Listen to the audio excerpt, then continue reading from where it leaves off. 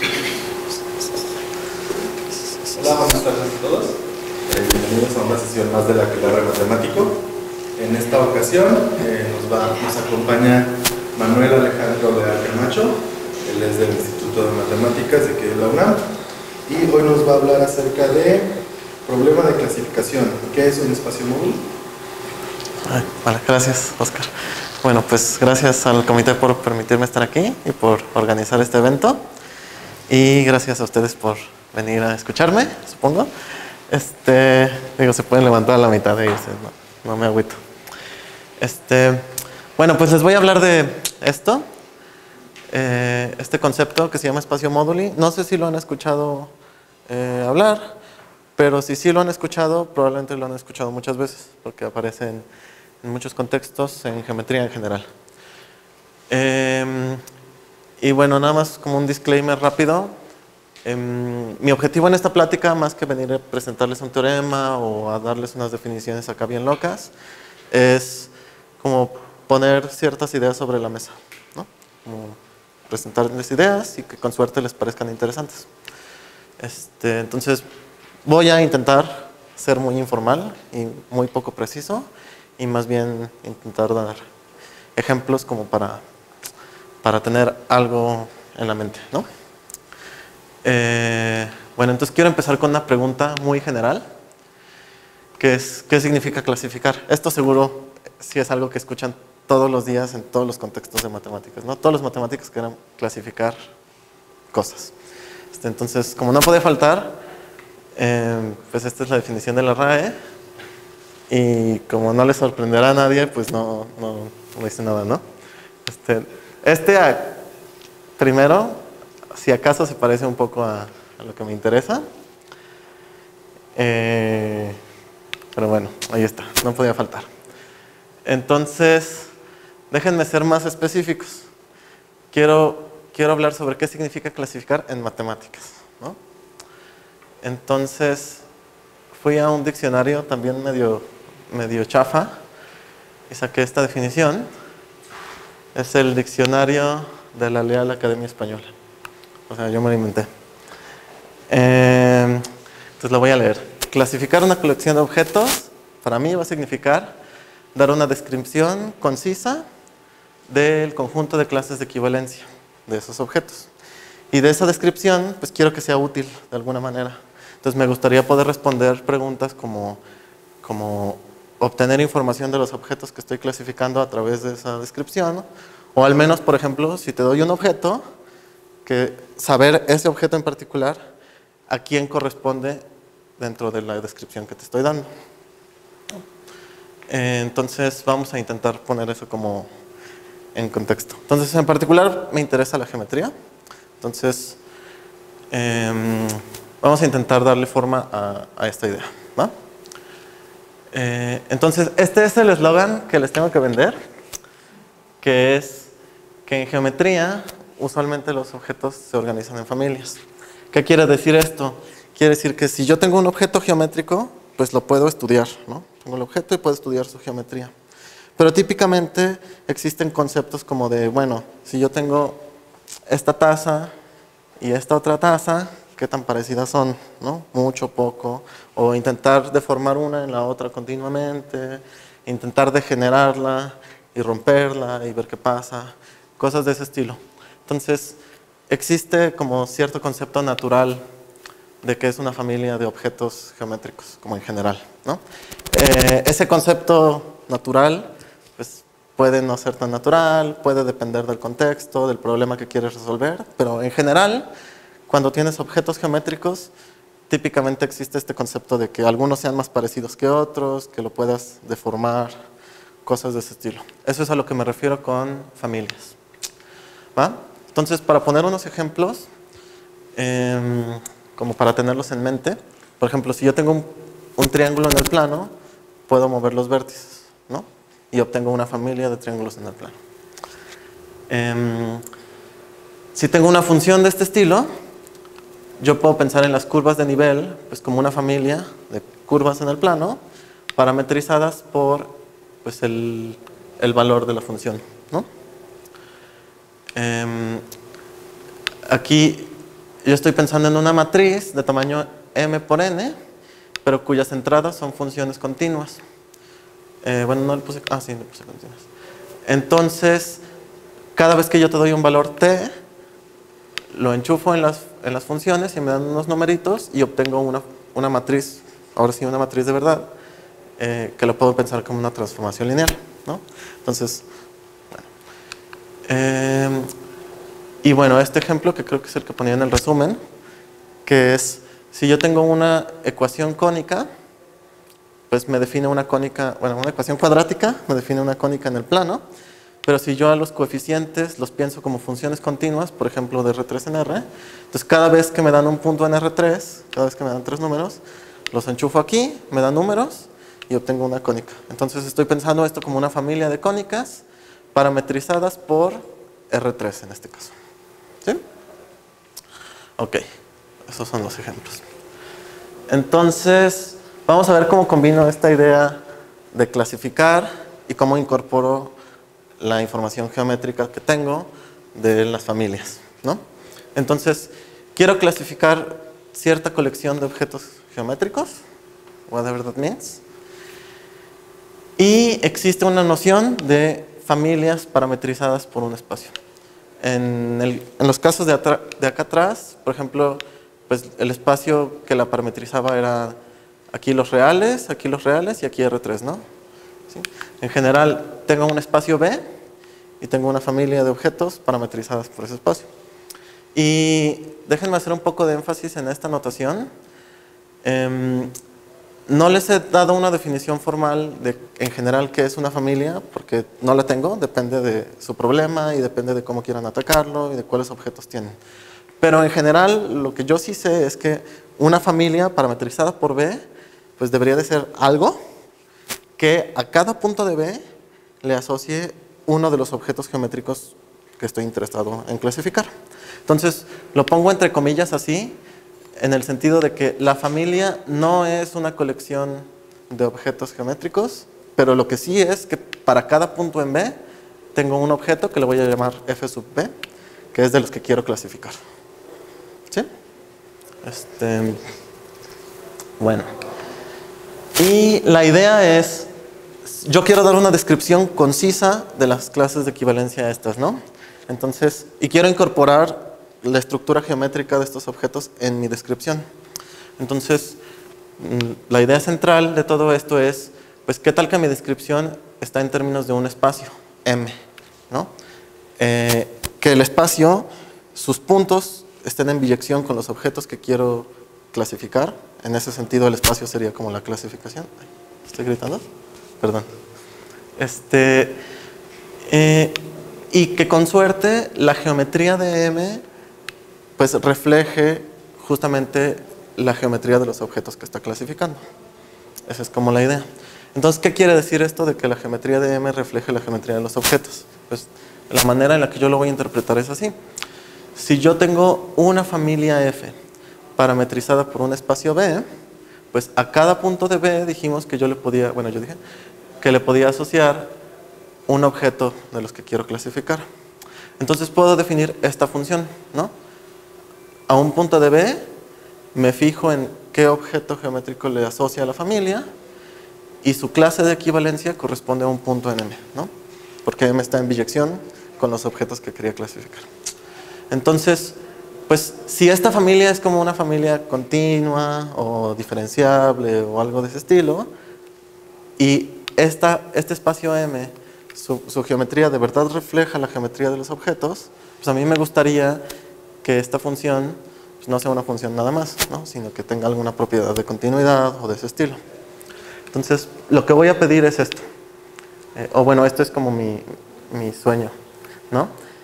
Que dar familias parametrizadas por B, este va a ser el conjunto de familias parametrizadas por B, sea exactamente lo mismo que dar funciones continuas o diferenciables, o aquí póngale su adjetivo favorito, a mi espacio M, a mi solución. Y pues que la biyección sea esta construcción de aquí, ¿no? Esa es como la idea. ¿Hasta aquí vamos bien? Ok.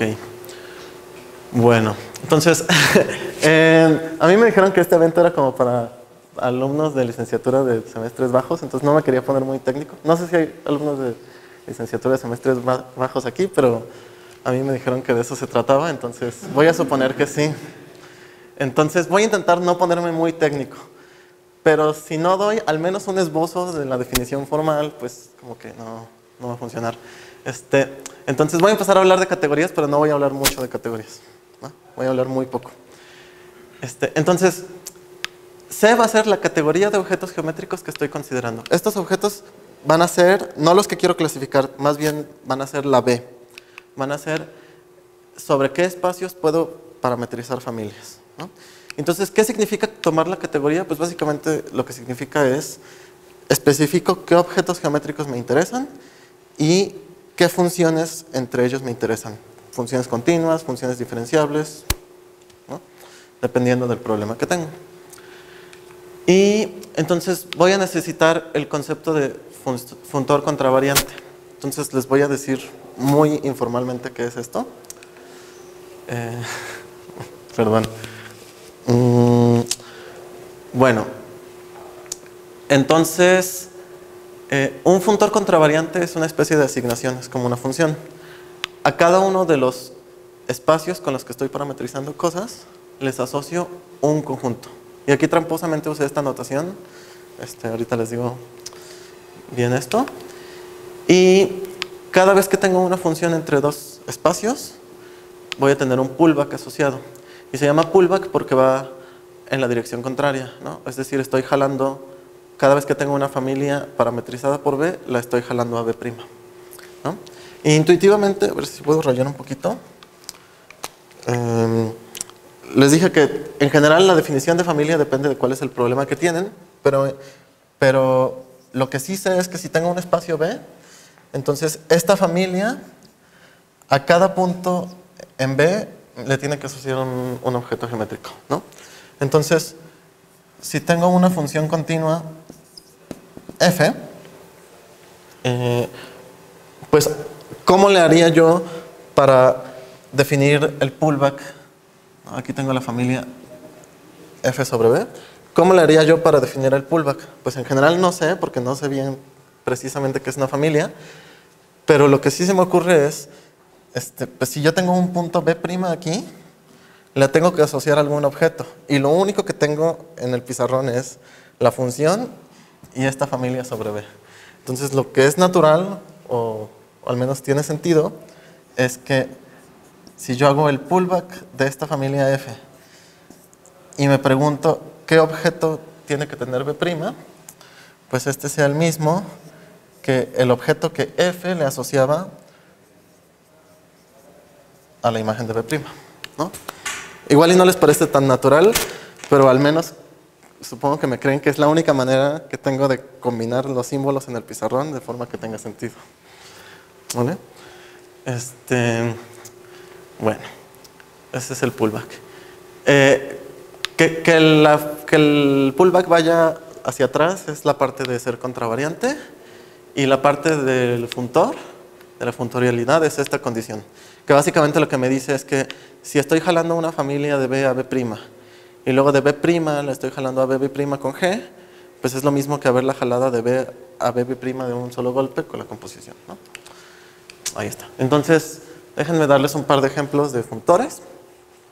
Uno es, pues yo tenía mi problema geométrico y tenía este objeto, ¿no? Que son, dado un espacio B, tenía las familias parametrizadas por B de objetos geométricos que quería clasificar.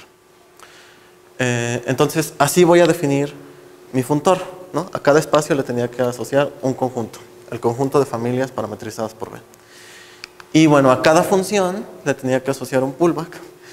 Y de nuevo, dependiendo de cómo están definidas sus familias, pues el pullback va a estar definido de una u otra manera, pero esta condición de aquí es como esto que había escrito acá, ¿no?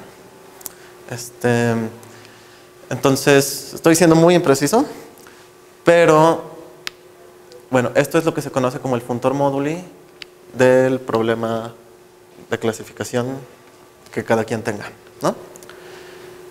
Y una observación es que si mi espacio de parámetros es un punto, pues ¿qué significaría una familia?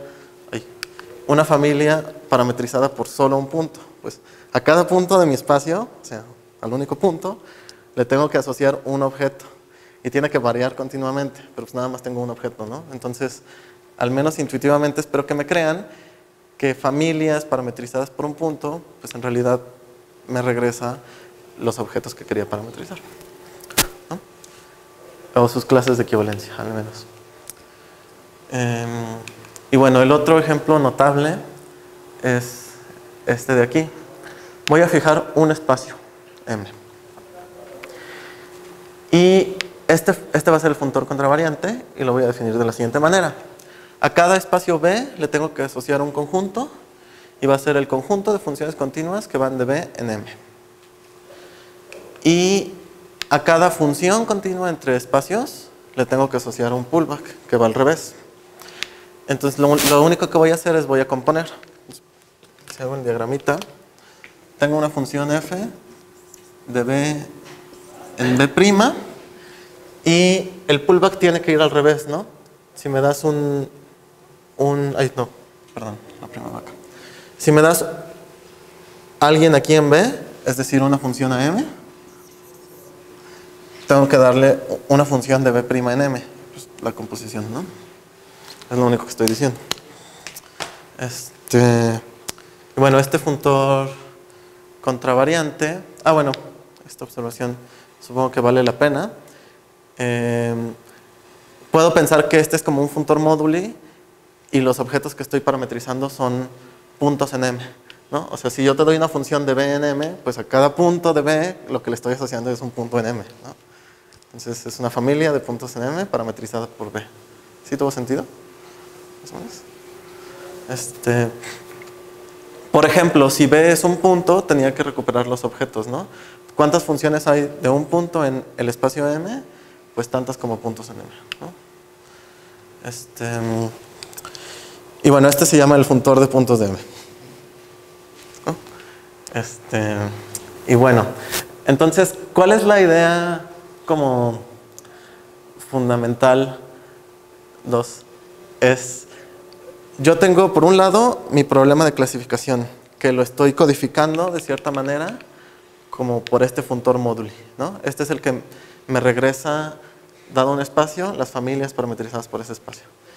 Y por otro lado tengo este funtor que depende de un espacio. Entonces la idea de los problemas móduli es justamente comparar esos dos funtores, ¿no? Encontrar un espacio para el cual el funtor móduli se parezca mucho al funtor de puntos de ese espacio en particular. ¿No? Entonces, esta es la pregunta fundamental. Este es el problema móduli. Dado un funtor contravariante, el funtor móduli, ¿existirá algún espacio M tal que su funtor de puntos sea isomorfo a F? Y no les he dicho qué significa que dos funtores sean isomorfos, pero tendría que ser más o menos razonable, ¿no? Que se parezcan mucho. Y bueno, la definición formal de que dos funtores sean isomorfos, o sea, que sean naturalmente isomorfos, es más o menos así.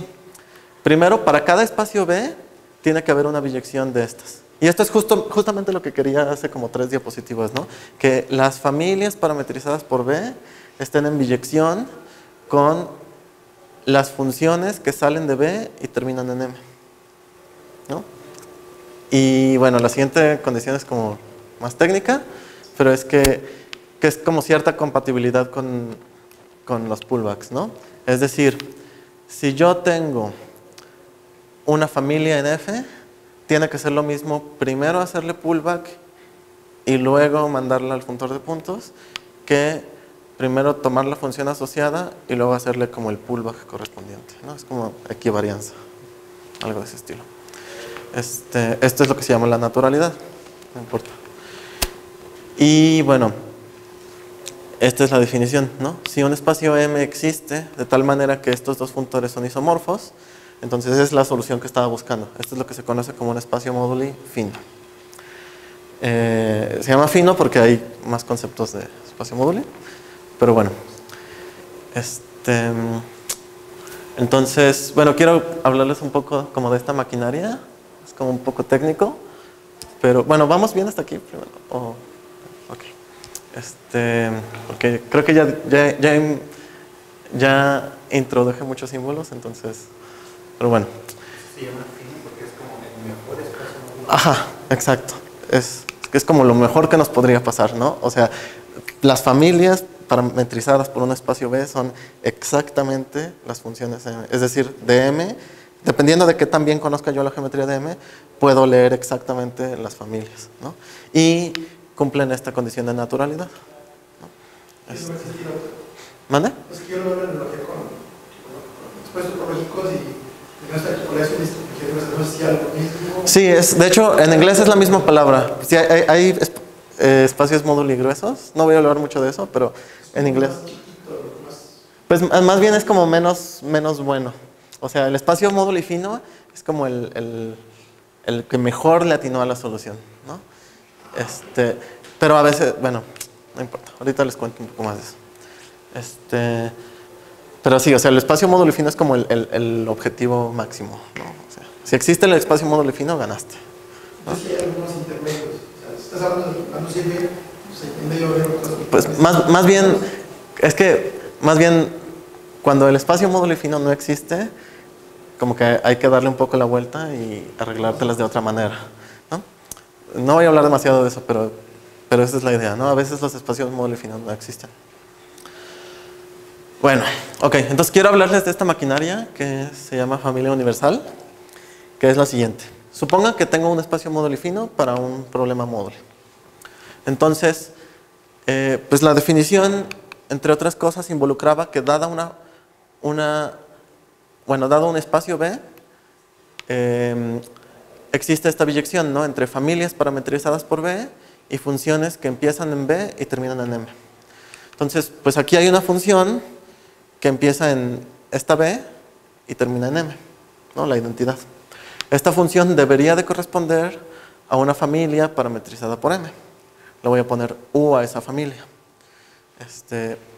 Y bueno, es una familia que está definida como de manera muy natural, entonces debería de cumplir alguna especie de propiedad interesante. Entonces vamos a ver qué cumple.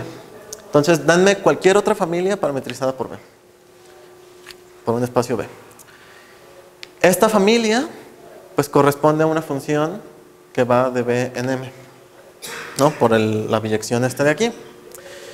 Y dada una función entre dos espacios, obteníamos un diagrama de este estilo, ¿no?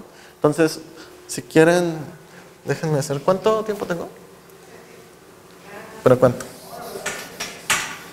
6 minutos. Ok, vaya. Déjenme seguir nada más el diagrama poquito, a ver si me sale lo que... Bueno, déjenles digo a qué quiero llegar. Entonces vamos a ver si me sale, ¿va? Entonces, tengo este diagrama, ¿no? Aquí son las familias parametrizadas por F. Y le estoy haciendo pullback aquí. Y luego...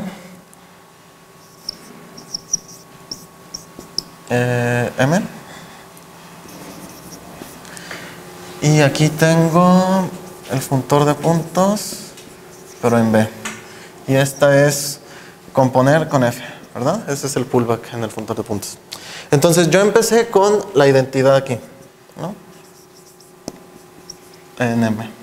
M chistoso. Así, ¿verdad? Y dijimos que esta función correspondía a una familia parametrizada por M. Es decir, que aquí la familia universal le pega a este de aquí. Si U lo mando para acá, pues obtengo el pullback de U, ¿no? El pullback de U a través de esta función de aquí. Y luego, bueno, si aquí a la identidad le aplico la F, pues obtengo F, ¿no?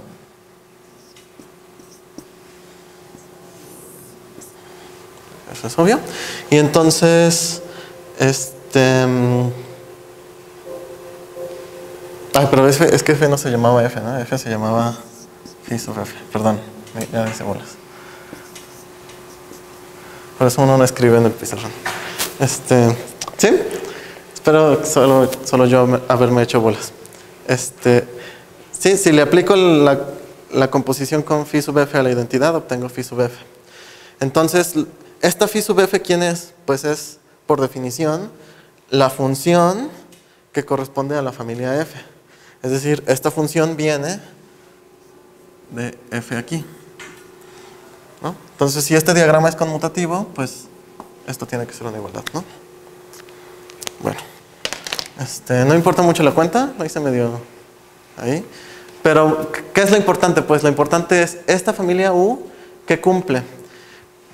Si yo tengo una familia F parametrizada por B, les había dado la receta de cómo obtener esta función phi sub f, ¿no? Era a cada punto, fíjate qué objeto tiene arriba y su clase de equivalencia corresponde a alguien en M, ¿no? Esta familia como que estaba definida de manera natural, ¿no? Esa función. Pero ¿cuál es la operación inversa, ¿no? Si existe una biyección entre familias parametrizadas por B y funciones de B en M, pues tiene que haber una inversa. Entonces U es justamente quien nos da la inversa, ¿no? Si yo lo que tengo es la phi sub f, ¿cómo recupero la familia? Pues hago pullback de la familia universal. ¿Sí se entiende? Más o menos. Esa es como la idea. O sea, como que esta U codifica justamente la operación inversa, ¿no?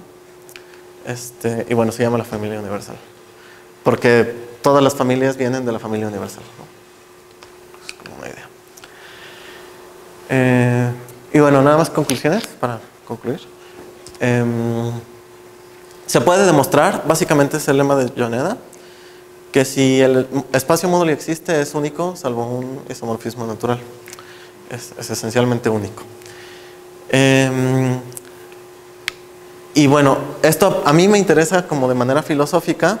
¿Por qué? Porque si yo les digo que voy a clasificar objetos geométricos y que mi estrategia va a ser encontrar un espacio que esté en biyección con los objetos que quiero clasificar, pues igual ya eso lo puedo hacer de muchas maneras, ¿no? O sea, por ejemplo, en variedades diferenciables, si ya encontré el espacio módulo y es una variedad diferenciable, pues si nada más me quedo como a nivel de biyección, tiene la cardinalidad de R, ¿no? O sea, lo puedo biyectar con otra variedad y decir que era el espacio módulo. Entonces, como ¿cuál es la estructura geométrica correcta?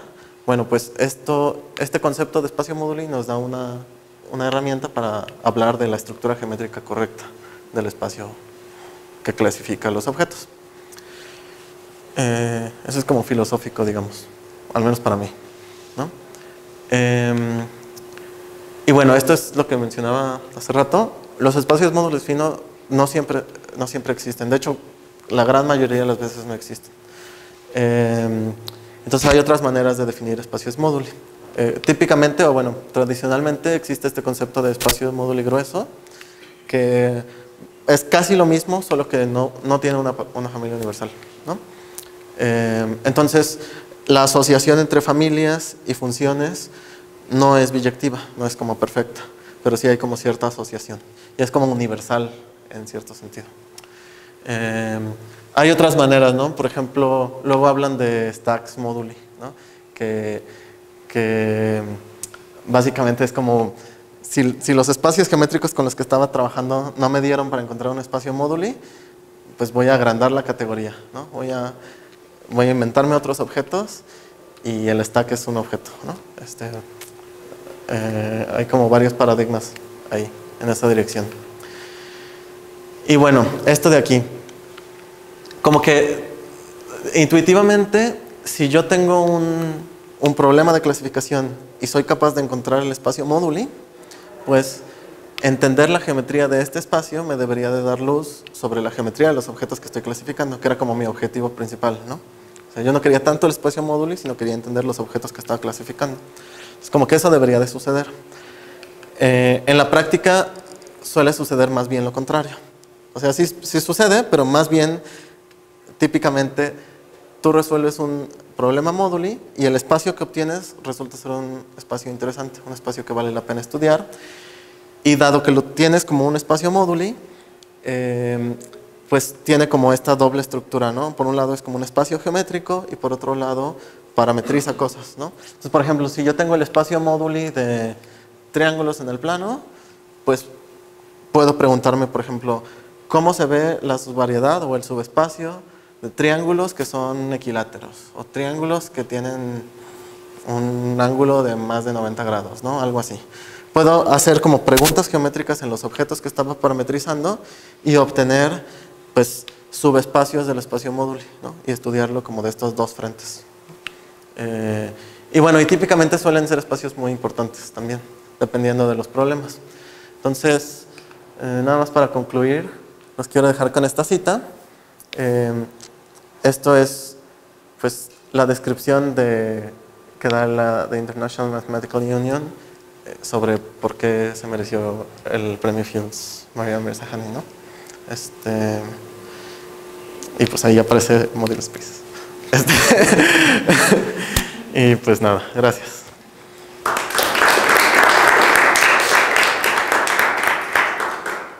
¿Tienen alguna pregunta? Ahorita hablaste tú de que, bueno, básicamente lo que tendrías que es clasificar objetos geométricos, ¿no? O cosas geométricas. Se puede también clasificar cosas no geométricas, pero aplicar esa técnica, o sea, análisis funcional, o análisis o álgebra, ¿me explico? Sí, pues, bueno. Con ese prueba geométrico no sé si se puede con análisis, por ejemplo, clasificar, pues para empezar, no te dije qué significa un objeto geométrico, porque, pues, no sé, ¿no? Bueno, o sea, dependiendo. Pero sí, sí se puede hacer. O sea, la definición tiene sentido. O sea, a final de cuentas, ya que escribes la definición formal, la definición de problema móduli es un problema de representabilidad de un funtor contravariante. Entonces, pues ahí no hay variedades ni nada del estilo, ¿no? Yo lo puse geométrico porque ese es mi interés y porque típicamente así nacen de manera natural los problemas móduli. O sea, tú no te agarras un funtor contravariante al azar e intentas representarlo. Tú te agarras un funtor que tiene algún significado para ti. Y pues estas cosas funcionan mejor en el contexto geométrico porque al menos tenemos esta intuición de que las familias están asociando a cada punto un objeto, entonces como que estoy parametrizando y tal. Pero la definición tiene sentido en grupos o... yo creo que, por ejemplo, en esquemas de Hilbert tienes mucha más oportunidad de que funcione. Eso es como medio geométrico, ¿no? Esquemas de Hilbert, dije, espacios de Hilbert. Perdón, se me salió. Pero sí, o sea, en general, pues, o sea...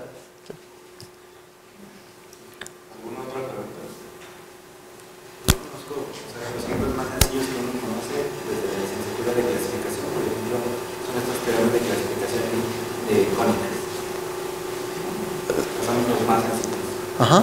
¿Cómo es el espacio móduli? El espacio móduli de cónicas es interesante porque, por ejemplo, si yo pienso en cónicas reales, bueno, depende de cómo estás pensando en cónicas, pero típicamente uno piensa en cónicas salvo cambios de coordenadas en el plano, ¿no? Entonces, lo que te enseñan es que salvo casos deformados, degenerados, yo qué sé, hay tres tipos de cónicas, ¿no? Que es la elipse, la parábola y la hipérbola, ¿verdad?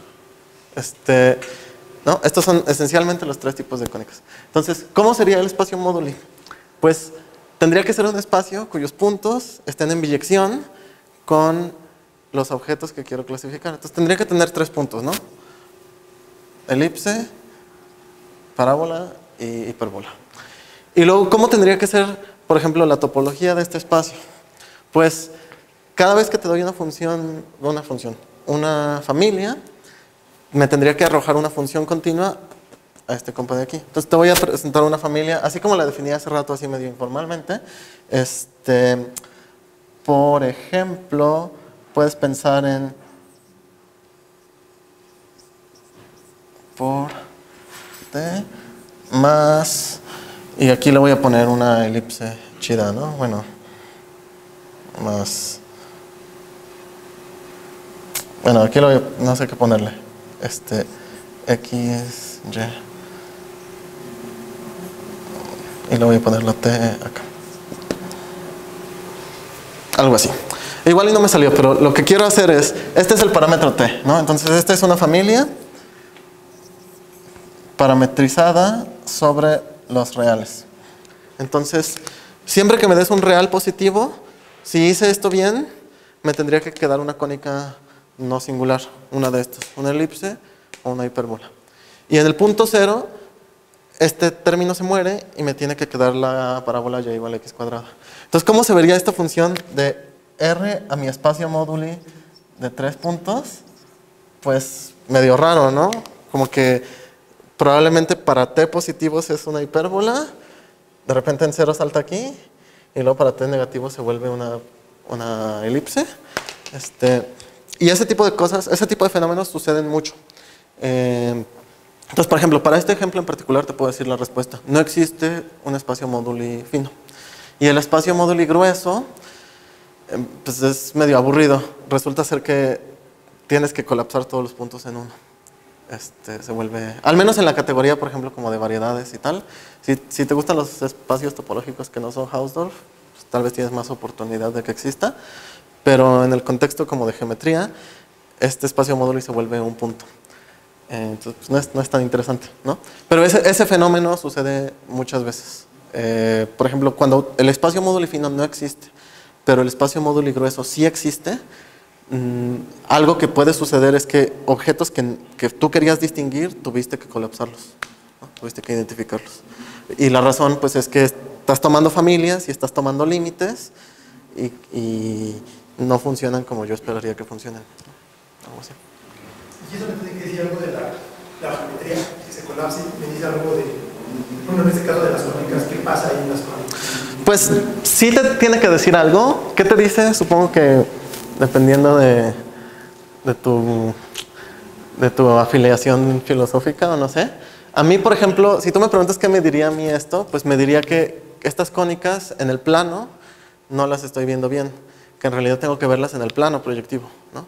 Yo aquí las estoy distinguiendo porque en el plano proyectivo a esta parábola le falta un punto, que es un punto al infinito para allá.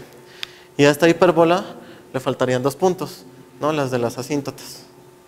Eso es lo que a mí me diría. ¿Qué te dice? Pues supongo que es un poco filosófico. Pero a final de cuentas, al menos matemáticamente, lo que me está diciendo es, si yo quiero que mi espacio móduli sea Hausdorff, que creo que es algo medio razonable, por la razón que quieras, pero los tengo que identificar en un solo punto. O sea, como que si hay una evidencia geométrica que me está obligando a pegarlos, ¿no? No sé.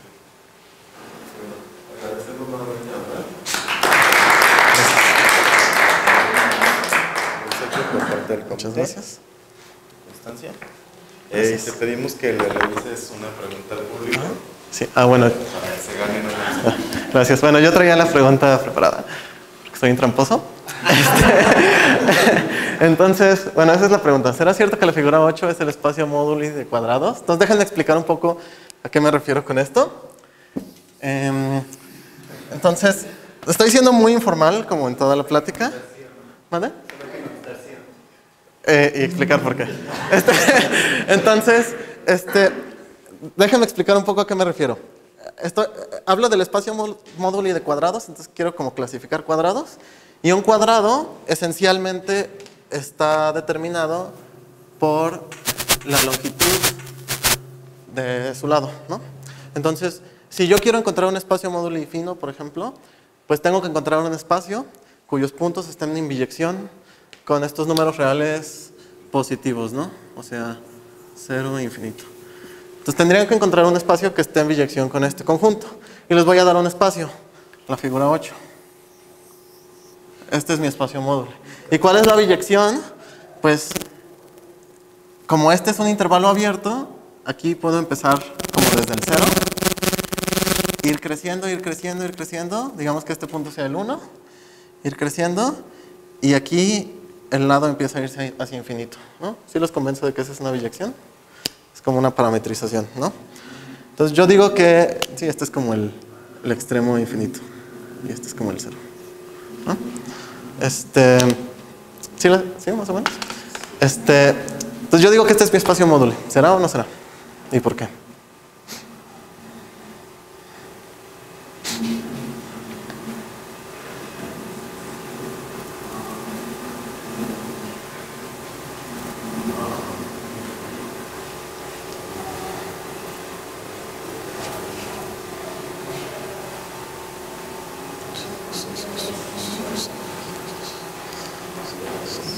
¿Puedo contestar yo mi pregunta?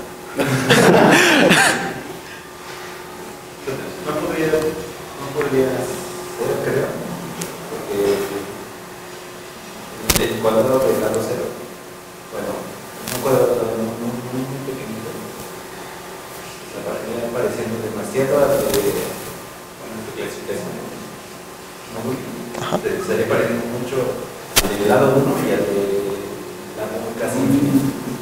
Ajá, exacto, ¿no? O sea, creo que lo que estás pensando es, yo empiezo a caminar por aquí, este es un cuadrado de lado un medio, algo así, ¿no? Y empiezo a caminar hacia acá, y pues lo que veo es un cuadrado, a ver si me sale el dibujo. No me va a salir, pero lo voy a intentar. Pues veo un cuadrado que se está haciendo chiquito, ¿no?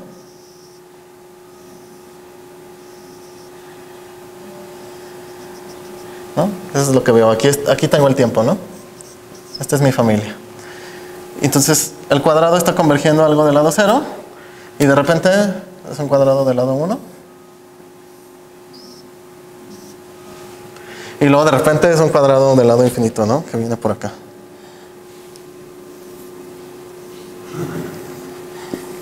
Y se empieza a hacer chico de nuevo, ¿no? Eso es más o menos, ¿no? Pues como que no se ve muy continua esa familia, ¿no? Sí. Gil contestó. Bueno, pues nada más agradecemos